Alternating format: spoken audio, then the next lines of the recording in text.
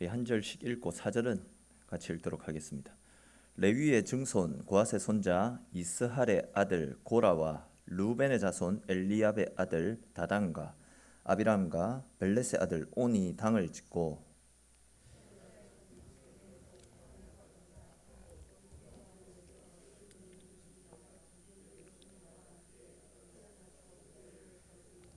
그들이 모여서 모세와 아론을 거슬러 그들에게 이르되 너희가 분수에 지나도다. 회중이 다 각각 거룩하고 여호와께서도 그들 중에 계시거늘 너희가 어찌하여 여호와의 총회 위에 스스로 높이느냐. 모세가 듣고 엎드렸다가 아멘. 오늘도 이제 본문의 배경에 대한 설명이 조금 필요할 것 같다 싶습니다. 우리가 지금 계속 살펴보았던 것처럼 하나님께서는 출애굽한 이스라엘 백성들이 하나님의 자녀다운 삶을 살게 하시려고 1년이라는 긴 시간 동안 시내산 인근에 그들을 붙잡아 두신 채 그들을 말씀으로 훈련시키지 않았습니까? 즉 앞이 캄캄하고 막막한 광야길 속에서도 말씀의 인도를 따라 살아가야 된다라는 사실과 또 가나안과 같은 타락하고 문란한 문화 속에서도 오직 말씀의 인도를 따라 세상의 유혹과 시험을 담대히 이겨나갈 수 있도록 하나님께서 그들을 가르치고 또 훈련시키기 위해서 이스라엘이 광야에서 머무는 1년 동안 계속해서 그들을 가르치고 훈련시키셨더랬습니다. 근데 이제 그렇게 광야에서 훈련을 받았던 이스라엘 백성들의 실제 모습은 어떠했습니까? 즉 말씀을 가지고 세상 가운데 나아갔을 때 그들은 어떻게 되었습니까? 광야에 나아간 지, 즉 가나안 행군을 시작한 지 3일 만에 불만을 터뜨리기 시작했습니다. 툭하면 고기가 먹고 싶습니다. 목이 마릅니다. 라고 하나님을 저주하고 원망했죠. 또 거기에 대해서 가나안을 목전에 둔 상황에서는 정탐꾼을 먼저 보내보고 그들의 보고를 들은 다음에 가나안을 칠지 말지 그때 가서 결정하자라는 말들로 가나안을 주시겠다라고 약속하셨던 하나님의 약속의 말씀을 믿지 못하는 불신앙을 보였습니다. 그리고는 이제 정탐꾼들이 보고 와서 말하는 그 보고를 듣고는 부하내동하면서 가나안을 포기하고 이제 다시금 우리가 애굽으로 되돌아가자라는 말도 안 되는 소리를 하지 않았습니까? 하나님께서 그런 그들을 바라보시면서 애통해 하시고 그들을 불러내신 것을 한탄하며 그들을 이제 전염병으로 다 전멸시키시겠다라는 진노를 바라셨지만 모세가 드렸던 그 중보 기도를 들으셨던 하나님께서 당신의 그 뜻을, 즉 이스라엘을 전멸시키겠다라는 당신의 뜻을 돌이키십니다. 대신에 이대로는 안 된다. 즉 이렇게 불신하고 믿음 없고 연약한 모습으로 가나안에 들어가면 가나안 문화에 휩쓸려 이들은 타락하고 변질되어질 것이다. 그렇기 때문에 40년 동안 광야에서 더 훈련시키고 더 다듬은 이후에, 즉 그들 속에 있는 죄악의 찌꺼기들을 다 빼낸 다음에 그때에 가나안으로 이끌겠다라고 말씀하시며 가나안을 목전에 두고 있던 그들의 행로를 되돌려 가지고 앞으로 38년간 더 광야 생활을 하시게 하지 않았습니까? 근데 이제 그때라도 그들이 뉘우치고 하나님의 뜻에 순종했다면 참 좋았을 텐데 그들이 어떻게 또 불순종합니까? 40년간의 광야 생활을 하는 것이 싫어가지고 하나님의 뜻과 상관없이 자기네들 마음대로 경솔하게 행동하잖아요. 지금이라도 가나안에 올라가서 가나안 사람들과 전쟁을 하면 하나님께서 그동안의 우리의 실수를 어여삐 여기시고 불쌍히 여기시고 40년간 광야 생활을 하게 할 것이다 라는 하나님의 그 당초의 계획을 되돌릴 것이다 라는 그런 기대를 가지고 하나님의 뜻과 상관없이 가나안에 올라가지 않습니까? 즉 가나안을 치러 공격하러 올라가는 경솔한 행동을 했다가 가나안 사람들에게 처참하게 짓밟히는 실패를 맛보고 되돌아온 상황입니다. 말을 안 들어도 진짜 이렇게 듣지 않을까? 믿음이 없어도 왜 이래 믿음이 없을까? 설교를 준비하는 내내 이런 이스라엘 백성들의 상황이 이해가 되지 않았는데 그런 이스라엘을 옆에서 가만히 지켜보고 계시는 하나님은 어떠실까 하는 생각이 들었습니다. 저 같은 사람도 이해가 되지 않는데 그것을 옆에서 지켜보셨던 하나님은 정말 답답하지 않았을까? 그냥 시쳇말로 속에서 천불이 나는 그런 마음이 아니었을까 하는 생각도 들었더랬습니다. 진짜 저 같으면 이런 불순종하는 인간들, 이렇게 믿음 없는 인간들에게는 등을 돌리고 진짜 그들을 포기할 것 같은데 하나님은 그들을 포기하지 않으셨습니다. 15장에 기록된 말씀처럼 그런 그들을 향해서 하나님 뭐라 하십니까? 내가 반드시 너희를 약속의 땅으로 이끌어 갈 것이고 그곳에서 너희가 나에게 드리는 예배를 받을 것이다 라는 이런 말씀을 통해서 비록 너희가 나에게 죄짓고 나를 진노케 하였지만 나는 절대 너희를 버리지 않을 것이고 너희와 맺은 언약을 이룰 때까지 너희와 함께 할 것이다 라고 이스라엘을 향한 변함없는 사랑을 재차 확인시켜 주시지 않았습니까? 그런 하나님의 은혜와 사랑에 힘입어서 지속적으로 실패하고 또 지속적으로 반항하고 불신앙적인 모습을 보였던 이스라엘이었지만 다시금 하나님의 은혜 속에서 이스라엘을 향한 가나안을 향한 행군을 다시 시작할 수 있었습니다.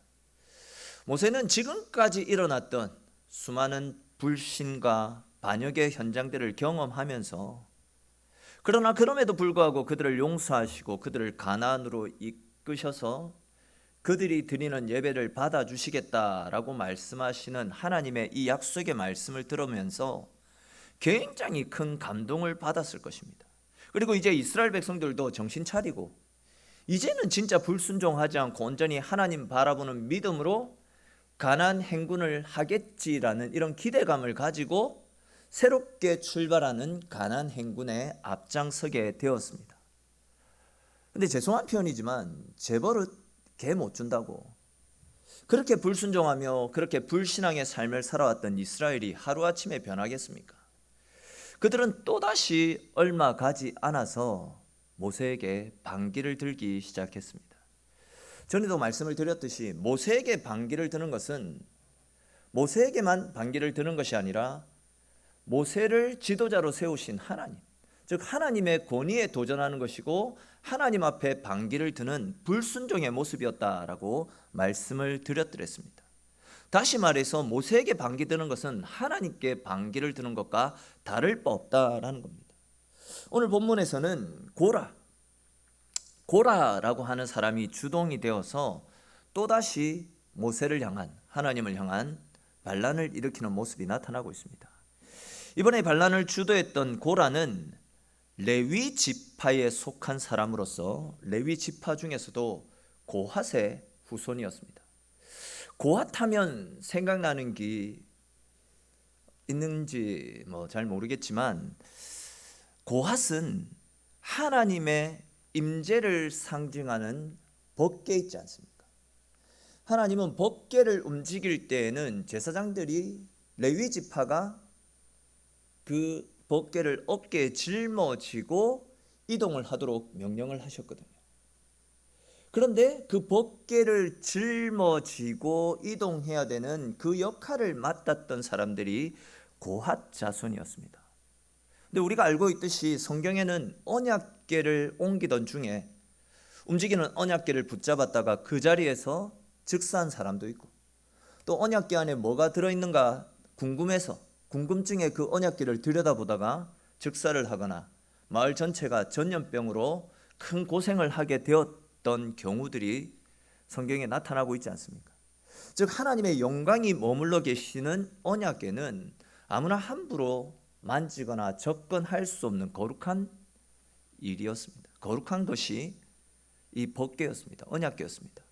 그런 거룩한 언약궤를 옮기는 일을 고핫 자손들에게 맡기셨다라는 것은 그만큼 하나님께서 고핫 자손들을 사랑하셨다라는 것이고 고핫 자손을 그만큼 믿고 신뢰했기 때문에 하나님 당신이 머물러 계시는 그 법궤를 그들에게 옮길 수 있도록 맡기셨다라는 겁니다. 다시 말해서 고핫 자손들은 아무나 맡을 수 없는 너무나도 귀하고 존귀한 일을, 복된 일을 맡아서 섬겼던 사람들입니다. 역대상 13장 말씀해 보시면 여차여차 해가지고 하나님의 법궤가 오벳 에돔이라는 사람의 집에 3개월 동안 머무는 사건이 나타납니다. 근데 이제 그렇게 3개월 동안 오벳 에돔에 하나님의 법궤가 머물러 있는 그 기간 동안 하나님께서 오벳 에돔의 집에 엄청난 복과 은혜를 베풀어 주셨다라고 말씀이 나타나고 있습니다. 즉 하나님의 법궤를 가까이 하고 경외함으로 그 일들을 섬기게 되면 하나님께서 그 가정에 복을 주시고 우리 인간은 감히 상상할 수도 없는 엄청난 은혜를 부어주신다라는 그런 이야기죠. 오늘 본문에 나타나고 있는 이 고라 역시도 고앗의 자손으로서 하나님의 법궤를 옮기며 성전의 업무들을 맡아 섬겼던 사람입니다.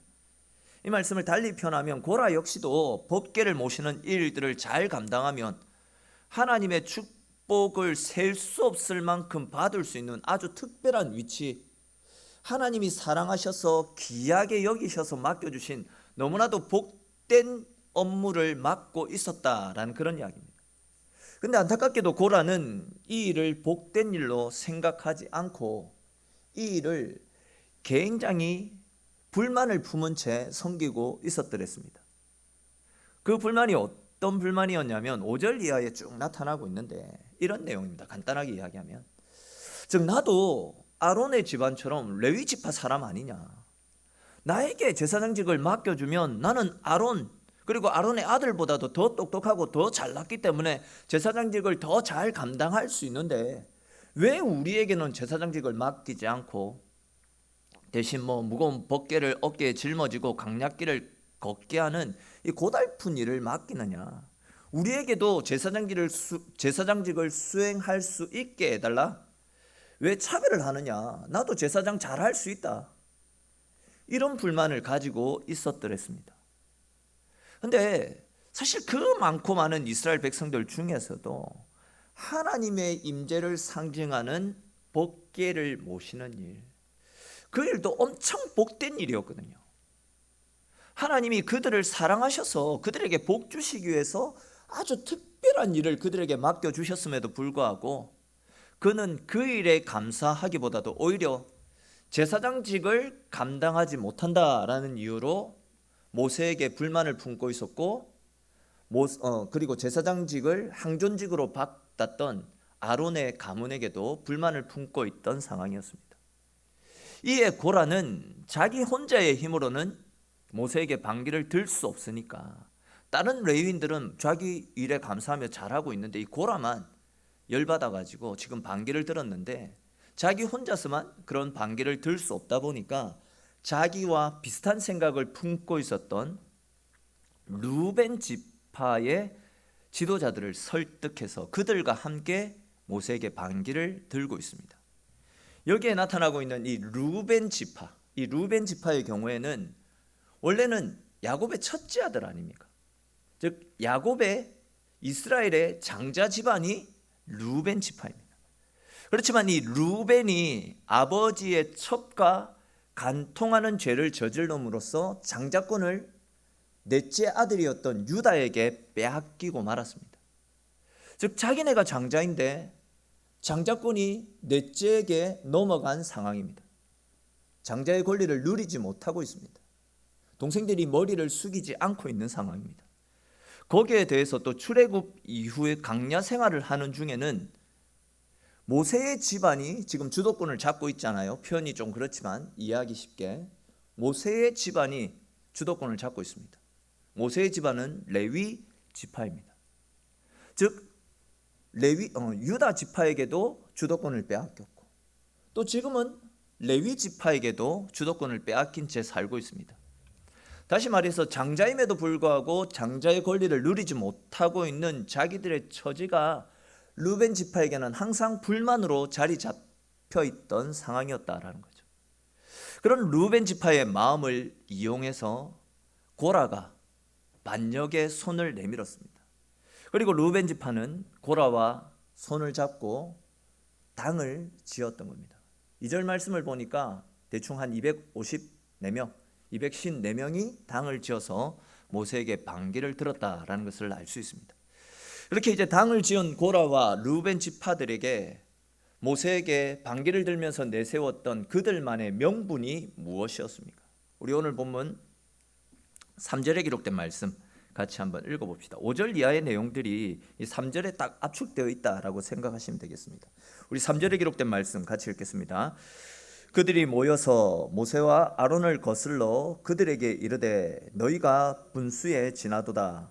회중이 다 각각 거룩하고 여호와께서도 그들 중에 계시거늘 너희가 어찌하여 여호와의 총회 위에 스스로 높이느냐. 아멘. 자, 여기에 나타나고 있는 분수에 지나도다라는 이 말은 모세와 아론 두 사람이 너무 많은 힘을 가지고 독재를 행하고 있다라는 그런 뜻입니다. 너희들 독재를 하고 있다라는 거죠. 또 보시면 회중이 다 각각 거룩하고 여호와께서도 거룩한 회중들 가운데 계시거늘이라는 말씀도 나타나잖아요. 이 말씀은 우리가 모두 하나님의 자녀들 아니냐. 그렇기 때문에 하나님 앞에서 다 거룩하고 다 평등한 사람들이다라는 그런 뜻입니다. 그러니까 이제 결국 이 말씀이 의미하는 것이 무엇이냐면 우리 모두가 하나님 앞에서 다 거룩하고 다 평등한 사람들인데 왜 모세와 아론 당신들만 공평하지 않게 모든 권력들을 다 쥐고 있느냐? 왜 모세 당신이 이스라엘의 지도자 역할을 자처하고 아론 왜 당신은 제사장직을 자처해서 너희들 형제들만 이 높은 직을 차지하고 있느냐라는 겁니다. 이제는 그렇게 하지 말고 우리랑 그 힘을 나누어 가지자. 르우벤 지파가 우리 민족의 장자 아니냐. 그러니까 그들 중에서 우리 민족의 지도자를 세우고 또 고라의 자손도 너희와 같은 제사장이고 레위 지파이고 너희들보다도 훨씬 똑똑하고 잘났는데 왜 너희만 제사장직을 독점하느냐. 레위 지파 중에서도 뛰어난 사람들이 있다면 그들에게도 제사장직을 돌릴 수 있도록 길을 열어달라고 지금 그런 이야기들을 하고 있는 상황입니다. 이들의 이야기를 들어보면 어느 정도 일리가 있는 것처럼 보입니다. 모두가 하나님 앞에 똑같은 사람들인데 누구는 높은 직을 독점하다시피 하고 있는 그 상황들. 어떻게 보면 그들 스스로가 모세와 아론이 자기들을 높이는 것처럼 보일 수 있겠다 생각되어집니다. 근데 그들이 잘못 알고 있는 것, 착각하고 있는 것이 하나가 있습니다. 그것이 무엇이냐면 모세와 아론은 그들 스스로가 높아진 적이 없습니다. 하나님에 의해서 높아진 사람들입니다. 아시듯이 하나님께서 모세를 부르셔서 그에게 출애굽을 위한 민족의 지도자로 세우실 때에 모세가 뭐라고 이야기합니까? 자기는 그럴 만한 위인이 되지 못합니다라며 하나님의 부르심 앞에 거절을 말하지 않습니까? 다른 사람을 시키십시오. 저는 입술이 우둔합니다.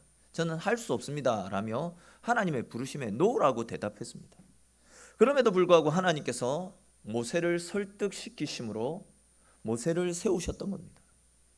또 아론은 어떻습니까? 아론 아시는 것처럼 모세는 태어나자마자 애굽 공주의 손에 의해 길러졌습니다. 그러다 보니까 모세에게 맹점이 하나 있었는데 그것이 무엇이냐면 히브리 사람이면서도 히브리 말을 하지 못한다라는 겁니다. 내가 입술이 둔하여 하나님의 일을 할 수 없습니다라는 이 말은 결국 히브리 사람임에도 불구하고 히브리 사람에게 다가가 가지고 히브리 말을 할 수 없습니다. 그런 뜻입니다. 그러다 보니까 모세가 하나님 부르심 앞에 저는 입술이 우둔해서 그 일을 못하겠습니다 라고 대답을 하죠. 그때 이제 하나님께서 모세를 위해 히브리 말을 잘하는 네 형 아론이 있지 않느냐. 내가 너를 위해서 너의 조력자로 아론을 너의 옆에 있게 하겠다라고 말씀하시며 아론 역시도 어떻게 보면 강제적으로 하나님께서 세우신 경우나 다를 바 없습니다. 즉 모세와 아론이 스스로를 높여가지고 그 높은 자리에 올라갔던 것이 아니라 하나님께서 당신의 필요를 따라서 당신의 일을 이루어 가시기 위한 목적으로 모세와 아론을 그 자리에 세워주셨다라는 겁니다. 그리고 고라와 또 이 일에 동조하고 있는 이 사람들도 이러한 사실을 모를 리가 없을 겁니다. 이러한 사실을 모를 리가 없는데도 그들은 자리에 대한 욕심, 즉 명예와 권력에 대한 욕심에 사로잡혀서 지금 말도 안 되는 명분으로 어떻게 해서든지 자기들이 그 자리에 앉고 싶은 욕심 때문에 모세와 아론에게 반기를 들고 있는 겁니다.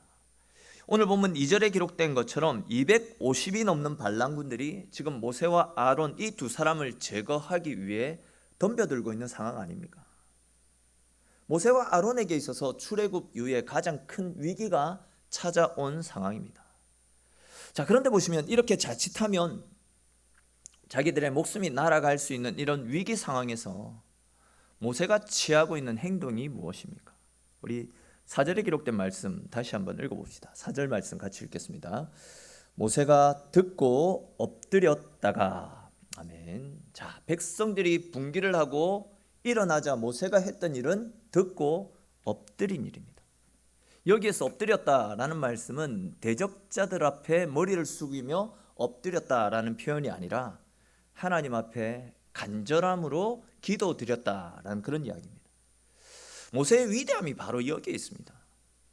사실 우리는 모세 하면 이스라엘 역사상 가장 위대한 지도자 이렇게 생각들을 많이 하는데 지금까지 우리가 살펴보았던 정황들을 쭉 되새겨 보면요, 모세는 뛰어난 지도자는 아니었을 것이다, 이런 생각이 드는 것이 사실입니다.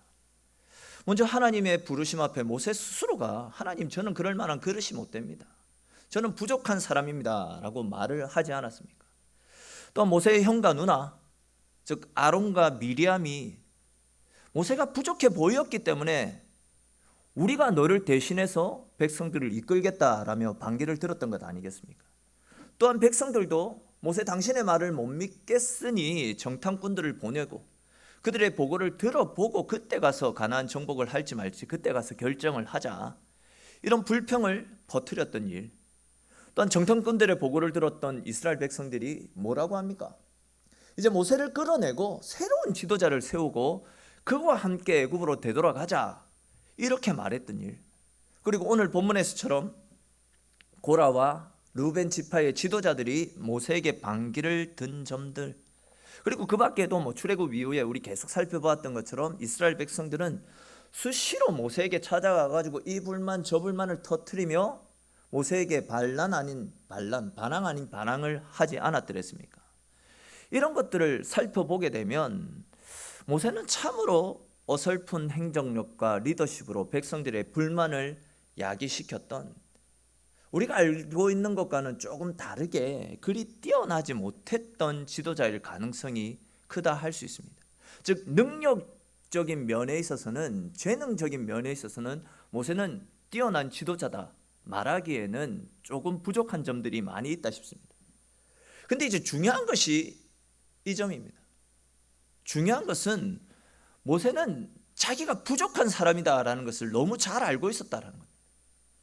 내가 약하고 능력 없고 입술도 우둔하고 어리석은 사람이다라는 것을 자기 스스로가 알고 있었다라는 거죠.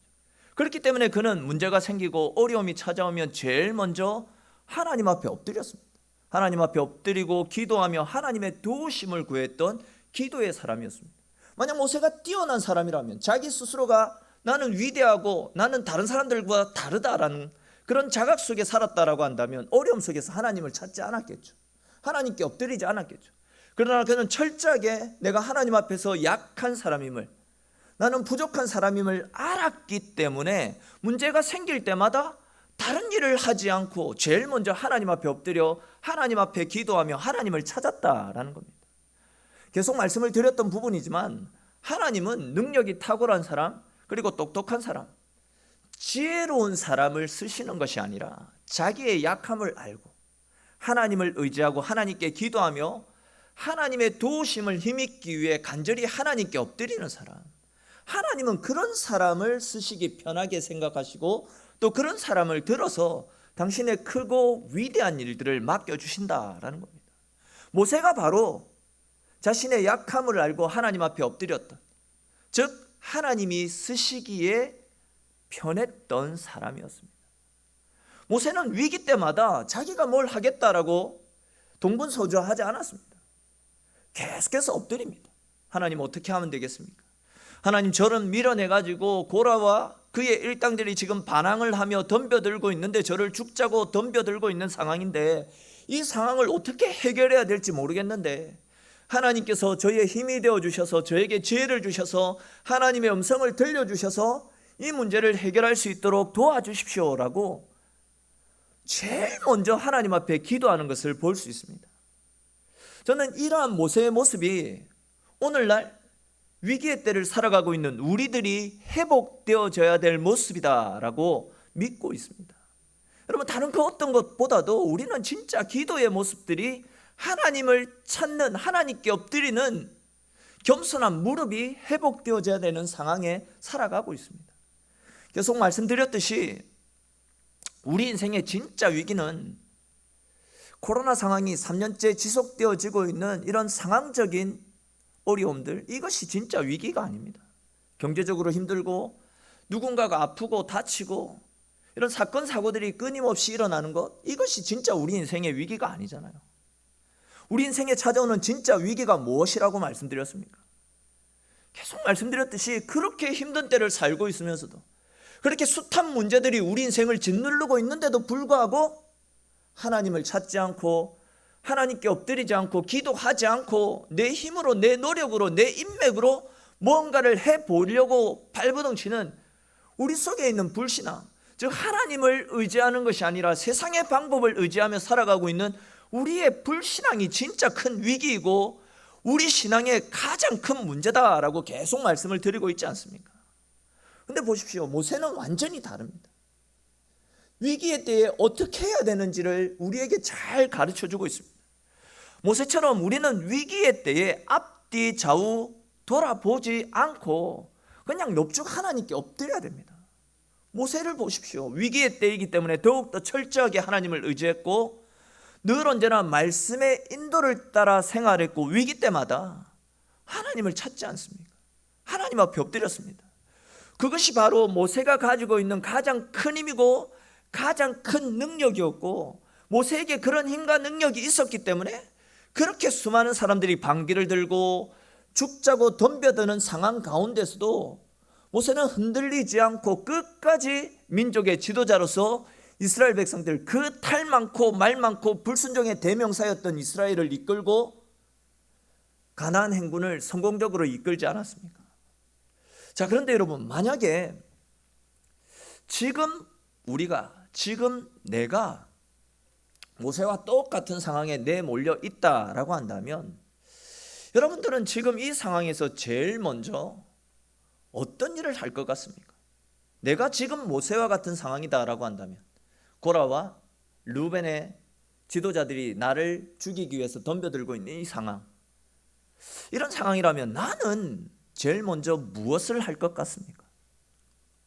아마 대부분의 사람들은 자신의 권위에 도전하는 사람들에게 화를 내면서 진짜 거세게 저항을 한다거나 아니면 살기 위해서 이런저런 갖은 변명들을 늘어놓으면서 시간을 벌고 또 그 사이에 내 편에 서가지고 나를 도와줄 수 있는 사람들을 모으는 일들, 적어도 254명보다는 더 많은 사람들을 모으기 위해 이리저리 동분서주하는 그런 삶을 살지 않겠습니까?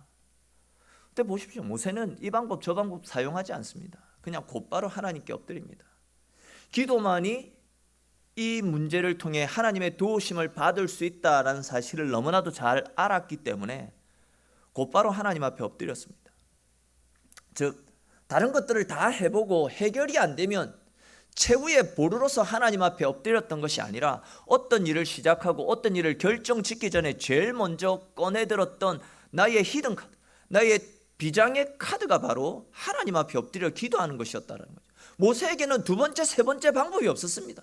첫 번째 방법, 즉 하나님 앞에 엎드려 기도하는 것으로 모든 것이 해결되었기 때문에 나에게 제2, 제3의 카드는 없다. 그런 심정으로 무조건 하나님 앞에 엎드려 기도했다라는 겁니다.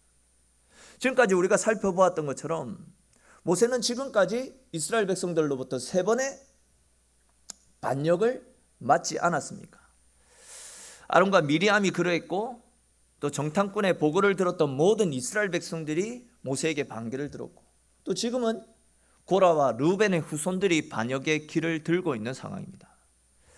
사실 여러분, 이 모세를 대적하고 있는 이 세 번의 반역 사건을 우리가 그냥 세상적인 관점으로 생각해 볼 때, 즉 머리수로만 이 문제들을 생각해 보면 도저히 이길 수 없는 싸움입니다. 때로는 모세 혼자 서 있었죠. 때로는 모세, 아론 두 명이 수백만 명의 이스라엘 사람들과 맞서 있었죠. 지금도 최소 2대 254의 숫자로 서 있는 상황입니다. 답이 없습니다. 그들이 죽자고 덤비면 무조건 죽는 상황입니다. 답이 없는 상황입니다. 그러나 그때 모세는 계속 엎드렸습니다. 엎드리는 것 말고, 즉 기도하는 것 말고 다른 그 어떤 액션도 취하지 않았습니다. 그런데 그렇게 엎드렸더니 하나님이 도우셔가지고 숫자로 하면 모두 패하고 자리에서 죽는 것이 불을 보듯 뻔한 상황인데도 모세는 털끝 하나 상하지 않았고, 오히려 모세에게 반기를 들었던 절대 다수의 층께 서 있었던 반란자들이 문둥병을 얻게 되었죠. 그 자리에서 즉사하게 되었죠. 또 오늘 본문 후반에 보시면 그 반란군들이 서 있던 땅이 갈라져서 그들을 집어삼키는 장면들이 나타나고 있습니다. 즉 모세에게 반란을 들었던 그들을, 모세의 기도를 들으셨던 하나님께서 모세의 편에 쓰셔서 모세를 도와주셨던 겁니다. 그렇습니다. 여러분, 잘 아시는 대로 또 새벽 기도 중에도 말씀드렸듯이 우리가 싸울 것은 혈과 육이 아닙니다. 우리 속에 있는 불신앙, 그리고 연약함들, 그리고 우리를 넘어지게 하고 불순종하며 죄짓게 만들고 있는 공중의 권세 잡은 자들, 즉 사탄의 세력들과 맞서 싸워야 됩니다. 그런데 잘 아시는 것처럼 이런 사탄의 세력들은 영적인 존재 아닙니까? 그리고 영적인 전쟁의 승패는 하나님께 속해 있지 않습니까? 즉 전쟁은 하나님께 속해 있다라는 겁니다. 그렇기 때문에 이런 영적인 전쟁은 우리의 힘, 우리의 노력으로 싸울 것이 아니라 누가 더 하나님 임재 앞에 바짝 더 엎드리냐, 누가 나를 더욱더 비우고 하나님을 찾는 일에 내 모든 것을 거느냐, 거기에 우리 인생의 승패가 달려있다는 겁니다. 왜? 우리가 싸울 것은 혈과 육이 아니라 세상의 권세 잡은 사탄의 악한 세력들과 싸우기 때문에, 그 악한 세력들을 이길 수 있는 것은 우리의 힘이 아니라 세상을 주관하시는 하나님, 그 하나님께 달려있기 때문에 우리는 하나님의 임재 앞에 바짝 엎드리고 하나님을 찾는 노력으로 세상과 담대히 맞서 싸울 수 있어야 된다라는 겁니다. 그러므로 여러분, 세상과 유혹이, 세상과 거짓된 유혹들이, 세상의 유혹과 시험들이 우리 가운데 몰려오더라도 눈앞에 보이는 현상들 때문에 두려워하지 마십시오. 그것 때문에 걱정하지도 마십시오. 하나님께서 지금 우리와 함께하고 계시지 않습니까? 그 하나님께서 나의 편이 되어 주시기 때문에 나와 함께 하시기 위해서 내 좌우편에 내 사방을 둘러싸고 있기 때문에 우리는 그럴 때일수록 더욱더 하나님 앞에 바짝 엎드릴 수 있어야 됩니다.